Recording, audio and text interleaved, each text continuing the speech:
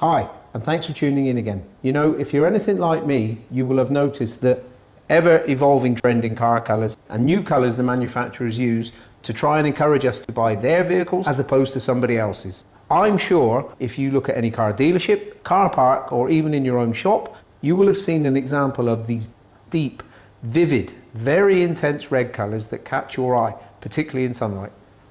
Now, if you've never been faced with one of these repairs before, I guess the question you will have is, how am I going to repair it? What system do I use? What is my repair process? Some of our competitors choose to approach these kind of colours using a three-stage system. But to be honest with you, that doesn't always give you the right depth of colour or the intensity that you need.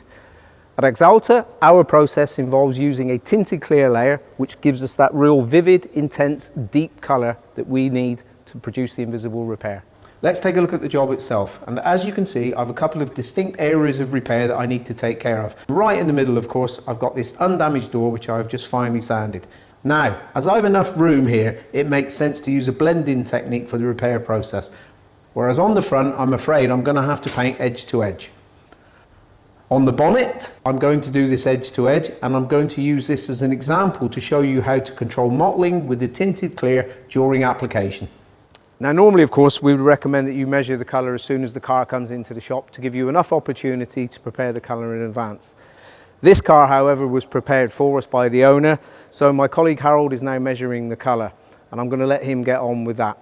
What I would point out, with these types of special colours, just like a three-stage, it is worth investing the time in making your spray outs up front to assess the amount of layers of tinted clear that you need to accurately match the colour. Next time you see me, I'll be in the spray booth and I will actually be producing the spray cards, because it's important that as the painter, I make the spray outs up front. So we have three panels here. We apply the base coat on all three panels for hiding. And we do this because we want to ensure that we have identical application later on also on the car. That's the reason why we have larger panels. You can also use an old car panel to do that. Okay, the base coat application is finished. We flash it off now and coming back with the clear once they are dry. So we are back in the spray booth. The base coat is already flashed, and as you see, I placed already those black and gray stickers on each color card, and they are in particular importance to check the opacity, the hiding of the tinted clear. So Tony will start now with the application and I will guide you through. So we will apply 1.5, 2 coats and 2.5 coats of the tinted clear. As I said before, we have to apply a different number of coats, and we mark those panels with 1.5, 2 coats and 2.5 coats of the tinted clear. Tony applied now just 1 coat on those 2 panels. Now we give him a flash off, and then we come back with another 1.5, 1 coat, and of course here 1.5 coats.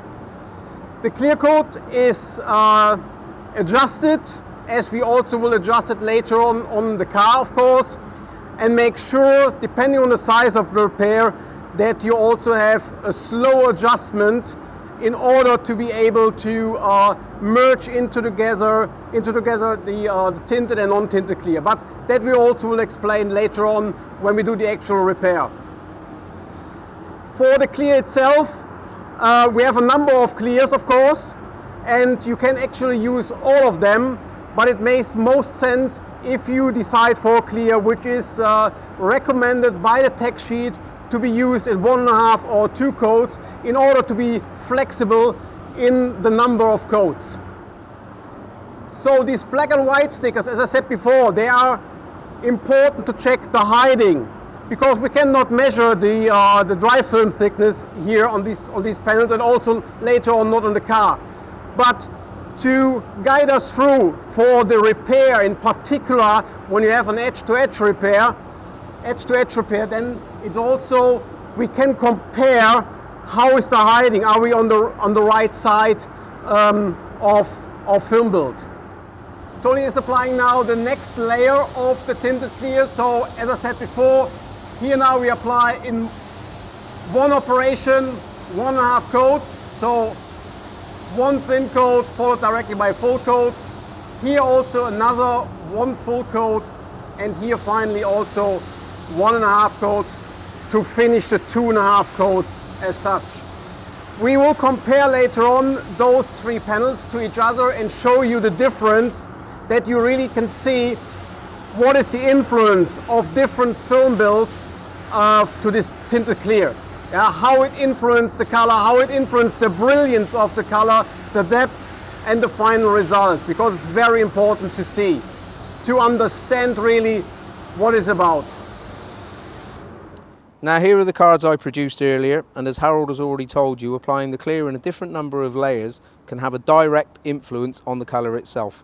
And I hope that you can see that it goes from a yellowy orange tone and it increases in saturation as we get through to the one with 2.5 coats of clear, where it actually becomes deeper, darker, bluer, redder. I've made my choice and I'm actually going to take this one with 1.5 coats, which matches the car best. Finally, after all of that preparation and taking the time to produce the spray out cards up front to check the colour, I'm now ready to start spraying the car. To help you follow what I'm doing, I'm again using the arrows. Now my plan, because I have enough room available here, is I'm going to use the blender to help me. And it's not so much with capturing the overspray of the base coat, which of course it will do, but it's more to help me have a nice uniform substrate here later on for a clear coat application. Remember, with the blender, if you're only doing a small repair or your repair size is limited, it's not necessary to use the blender. One other word of caution. These colours have a very coarse effect aluminium in them. And if you flick the gun around too much, you will cause a transfer of the pigment too far down the panel and you'll actually give yourself a problem. So, having sprayed the blender, base coat application starts here, over the repair, connecting the base coat and the blender together to give me that nice uniform substrate and no openness or coarse structure which will show through in the clear later. I will then finish with a light or effect coat coming out as far as the orange arrow. Before then moving down this car as normal in 1.5 coats, applying my base coat as I go. Yeah. Finally coming round onto the bonnet itself, where again it's a normal application but to the whole panel. One thing I would say to you though at this point, don't be too surprised if you see a slight colour difference where you've made the blend on the side. The base coat itself is not the colour as such in this case, it is part of the colour build up, and the Tinted Clear is there to help you get to the final position. That's a lot to take in. Let me go and grab my mask and my spray gun, and it's time we got the job done.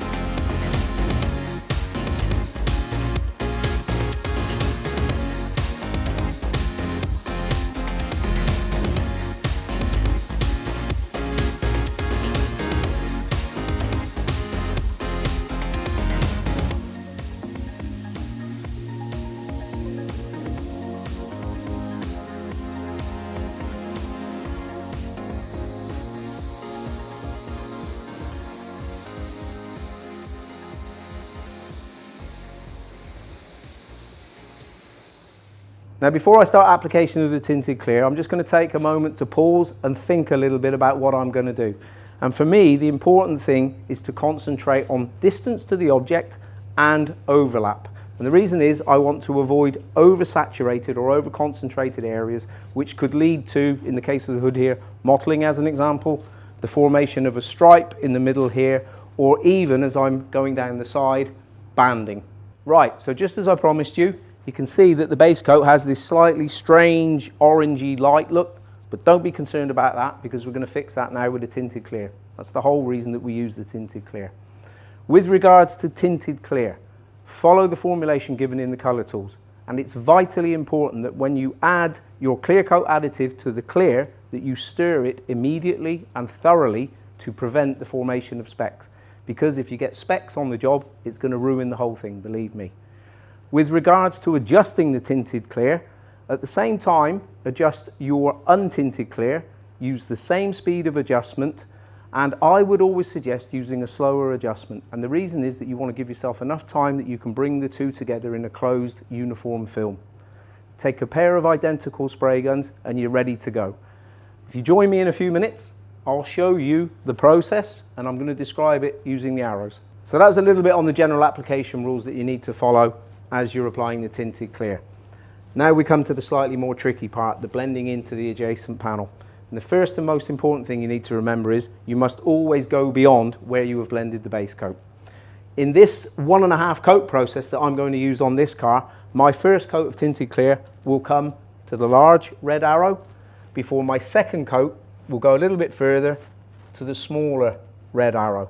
I will then change my pot, taking my untinted clear, and I will merge the two surfaces together to give me one continuous film. I will go around the rail, and in addition to that, to help me with polishing later on, if I need it, I'm going to apply a half a coat more of untinted clear to the complete job. The other reason that I like to finish with untinted clear is on the pillar here. If I was doing a fade-in or a blend-in job, I would want to always finish with untinted clear so that I can then use directly my fade-out thinner. Finally, before I start application of the Tinted Clear, I want to just take you back to earlier in the film where Harold was talking you through the process where I produced the spray out cards, and he explained to you the importance or the influence of the different layers of Tinted Clear giving us the colour position. Now, as you can see, I have here a guide as to how much Tinted Clear I need to make the colour right. My target is to make this sticker look like this one. And if I can do that, I know that I'm going to have the right colour at the end of the job. Just one additional piece of information, guys. Avoid overlapping on panel edges where you might get a fat build-up or you might get a run. Because if you get that, it will be too dark and you'll never ever polish it away. Time I got the guns and got the job done.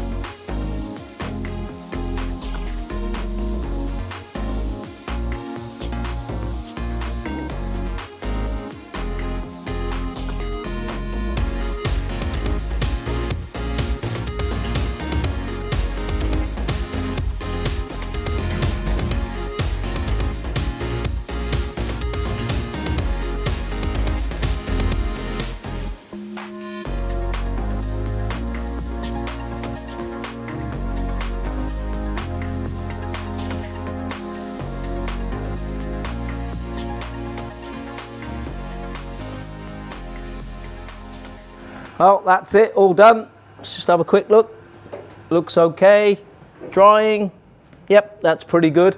But I will just add that I did allow some additional drying time because of the additional layer of clear coat that I applied. Time that I remove the paper, and we'll put it outside as always and check it in sunlight. Well, to be honest, I couldn't have picked a better day to show you the end result and just the depth and intensity of this colour now that we've finished the repair.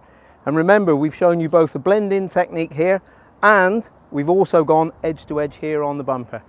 Thank you very much for watching. I hope you've enjoyed it. I'll see you again soon.